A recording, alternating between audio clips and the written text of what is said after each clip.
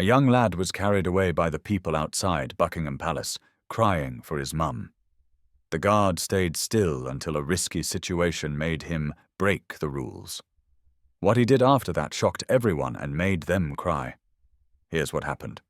But before we go on, tell us in the comments where you're watching from. Also, subscribe to the channel if you respect the royal guards.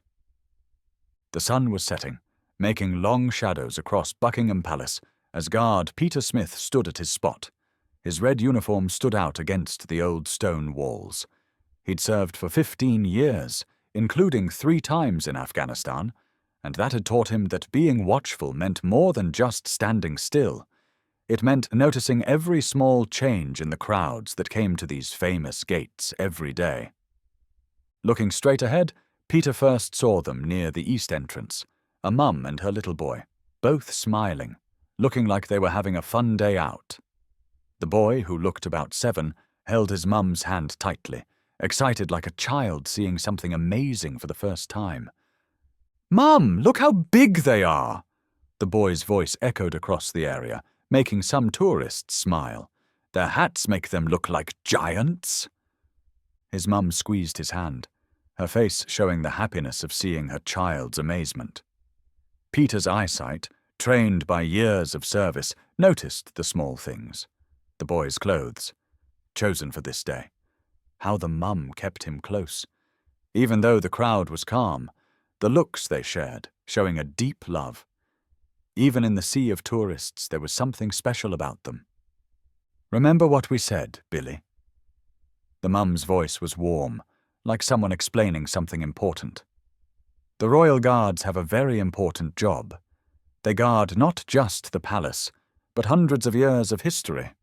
Billy nodded seriously, though his eyes shone with excitement. "Is that why they're so still, Mum? Because they're guarding everything?" His hand pointed towards Peter's perfect uniform, looking at every shiny button and perfect fold. Through his stillness, Peter saw the crowd growing. The afternoon tour groups were coming, their guides starting their speeches about the palace's history. More families were coming in, their chatter making a rising noise that experienced guards knew could get out of hand quickly. "Stay close, love," Billy's mum warned, holding his hand tighter as the crowd got thicker. "It's getting busy." Her voice had that worry that Peter had learned to spot during his years at this post, the sound of someone guarding their most precious thing. The light caught Billy's face as he looked up at his mum, full of the confidence that only loved children have. "Don't worry, Mum. I won't let go." He patted their hands with his free one, a gesture that made some tourists smile. None of them knew that in a few moments, this normal afternoon would become something they'd never forget. The crowd kept growing, moving like waves against the palace walls as it got closer to one of the day's main events, the changing of the guard, and with it, the start of a story that would test duty, rules, and what protection really means. The first problem came with a sudden push in the crowd. A tour bus had arrived, letting out lots of keen tourists who pushed forward, making a ripple effect through everyone. The changing of the guard was about to start, and everyone wanted the best spot. "Excuse me." A big man pushed past Billy and his mum, his camera held high. More tourists followed, the crowd getting stronger. Billy's hand, warm in his mum's, started to feel the pressure of holding on as people pushed in. "Hold tight, love," his mum said, her voice worried as she tried to stay put. But the crowd had become its own thing, moving with the wish to get closer to the ceremony. A group of teenagers pushed through, their bags causing the mum and child to separate. Billy felt his mum's grip loosen, her fingers slipping as the crowd kept moving. "Mum!" His voice shook. "Just hold on, Billy, I'm here!" But her words were cut off as more tourists pushed forward. Someone's elbow hit her arm, making her let go. Billy's hand slipped from his mum's. "Mummy!" Billy's cry was almost lost in the noise. The crowd kept moving, taking him away from where he'd last seen his mum's face. Panic rose in his chest as strangers pushed around him, each movement taking him further from safety. "Billy!" His mum's voice called, now behind him. "Billy, stay there! I'm coming!" But the crowd was too strong, its flow too set. Billy was swept along, each tried to turn back, stopped by the bodies around him. "Has anyone seen my son?" His mum's voice, more desperate, carried over the crowd. "He's 7, wearing a blue top. Please!" The panic in her voice was clear, making nearby tourists look worried, realizing something was wrong. Billy tried to push against the crowd, but his small size made it hard.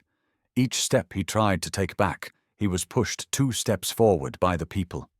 Tears filled his eyes as he realized he was lost, really lost, in a sea of strangers. "Check by the gates!" someone shouted. "Maybe he got pushed that way." The crowd's energy changed as more people knew about the situation.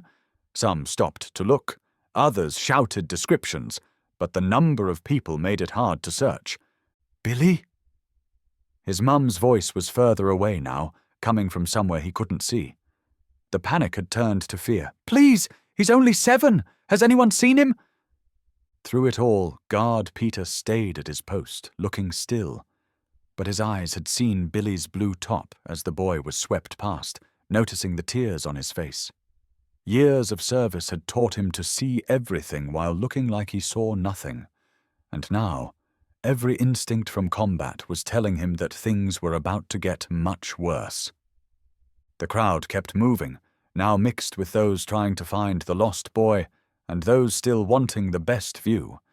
And in that chaos, a small boy's fear was about to meet something more dangerous than being lost.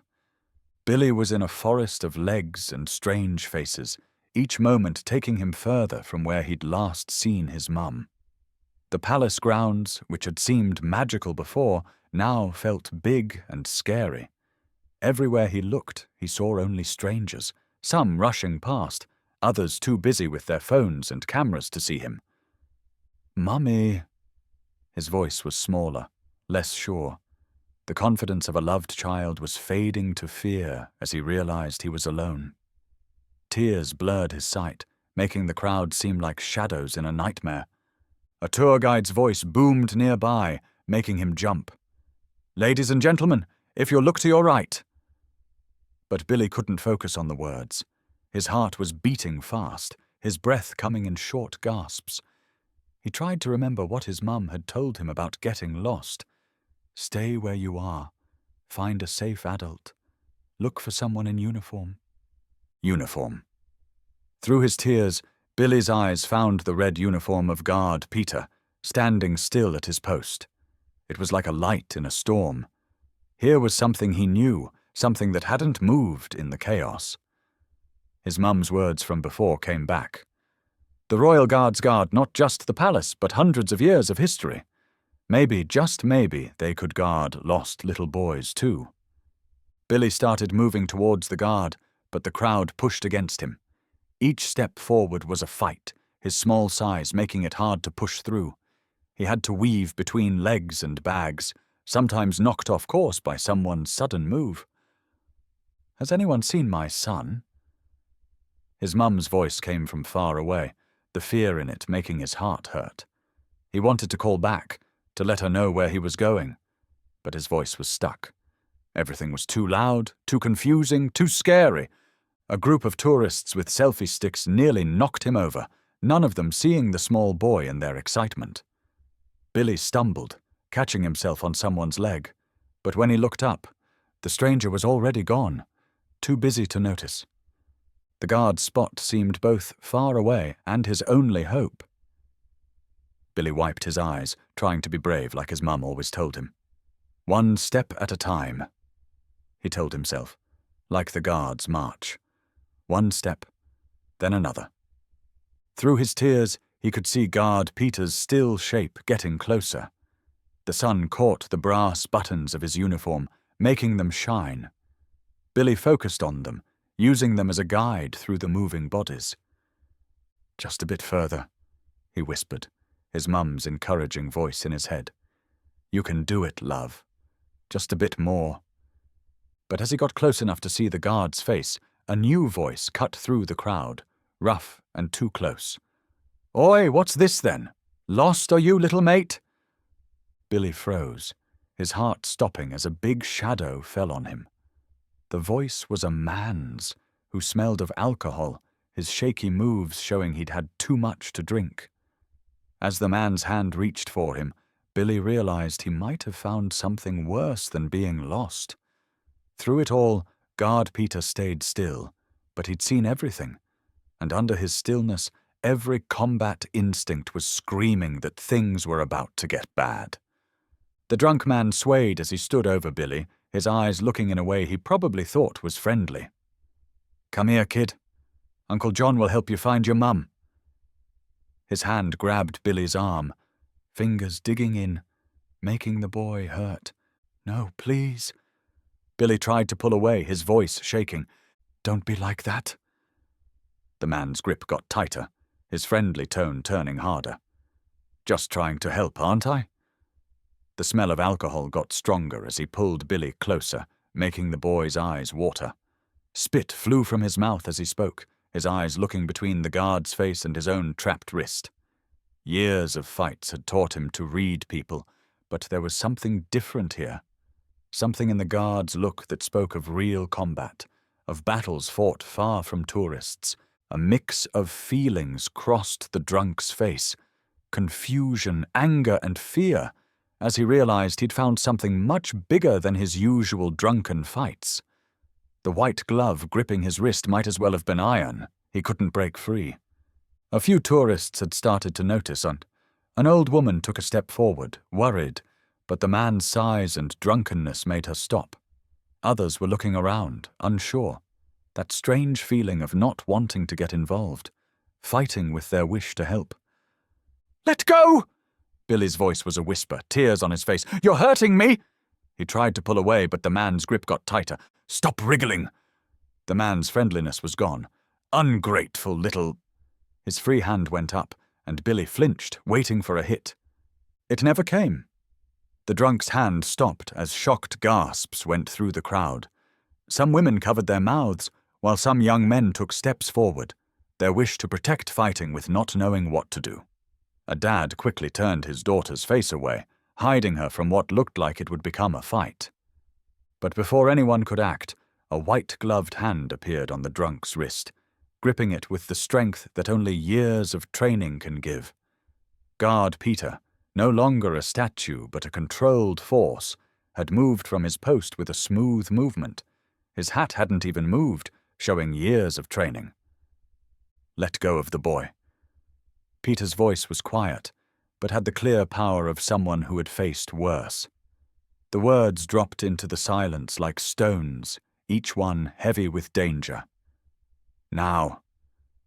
The sun caught the brass buttons of Peter's uniform as he held his grip, making the scene more intense.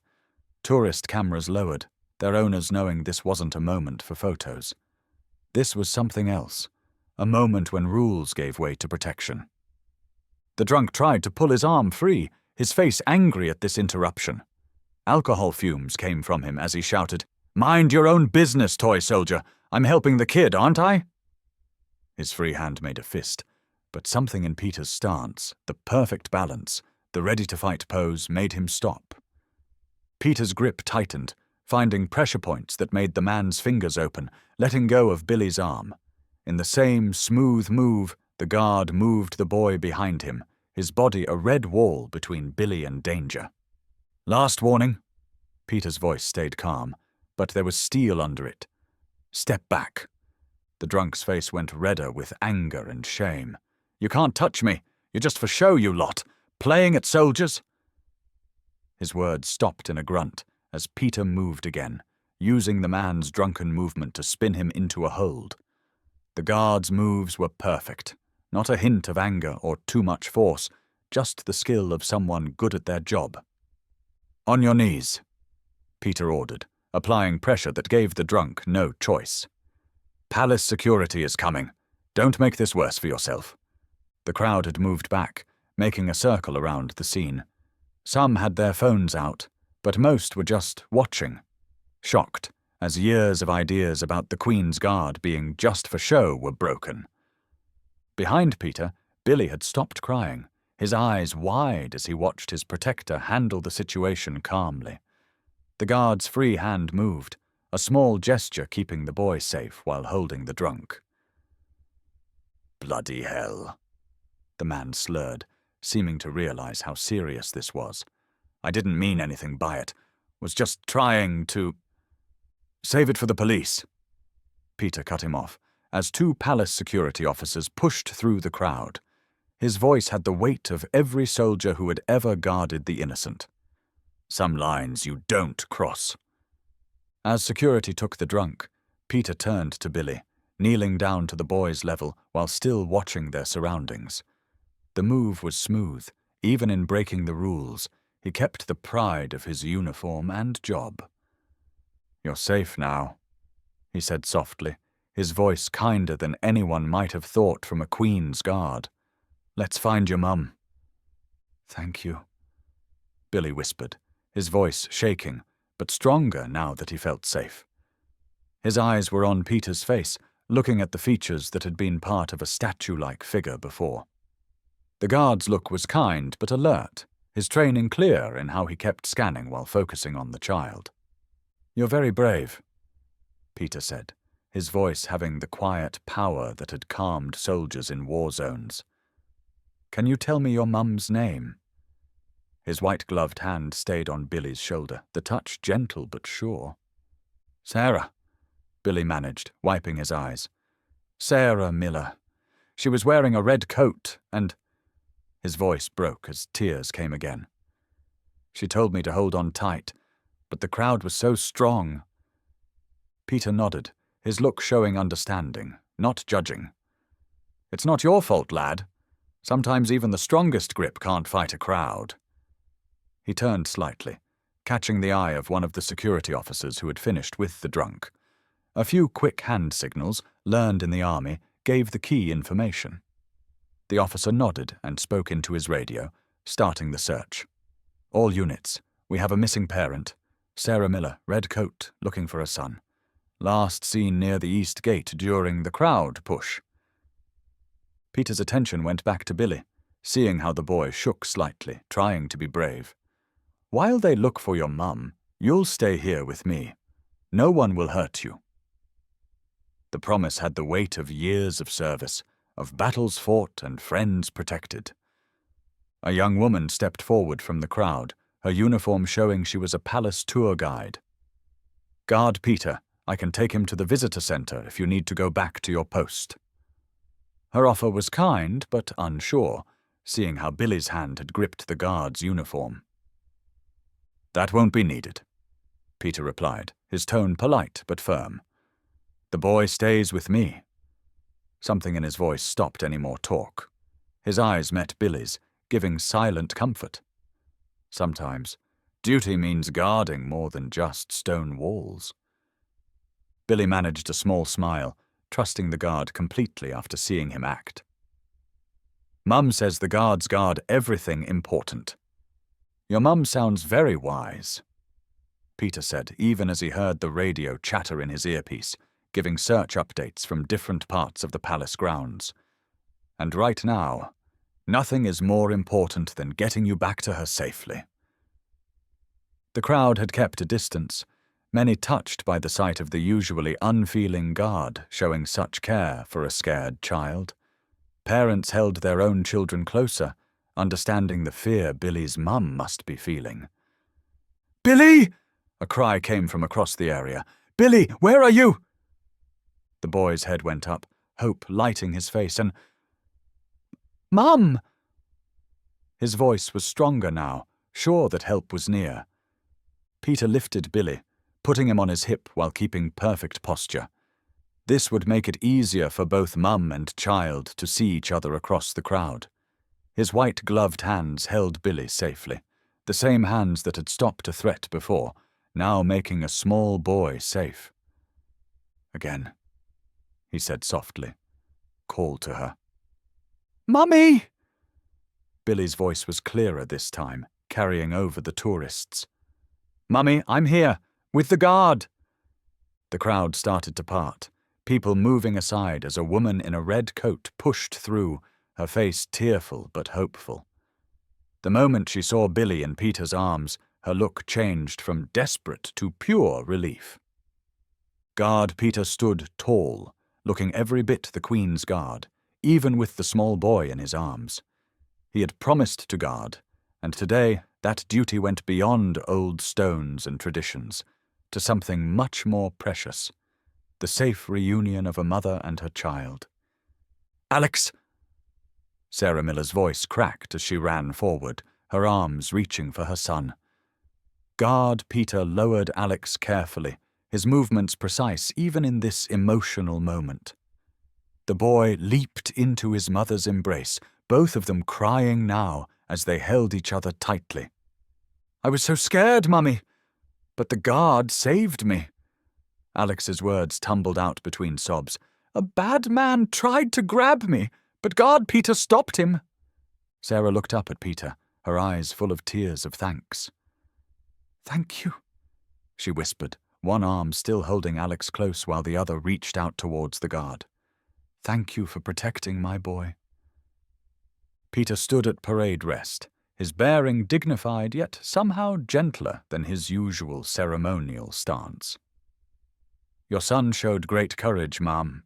He kept his head and sought proper help." His voice carried the same quiet authority that had subdued the drunk, but now it held a warmth that made several onlookers wipe away tears.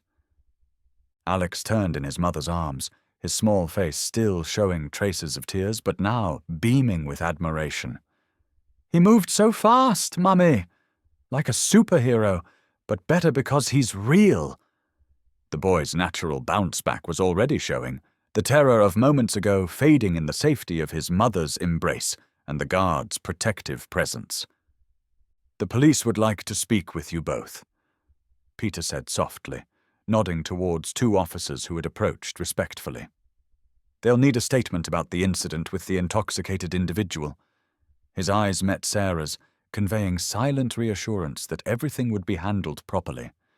Sarah nodded, standing with Alex, still held close. "Of course."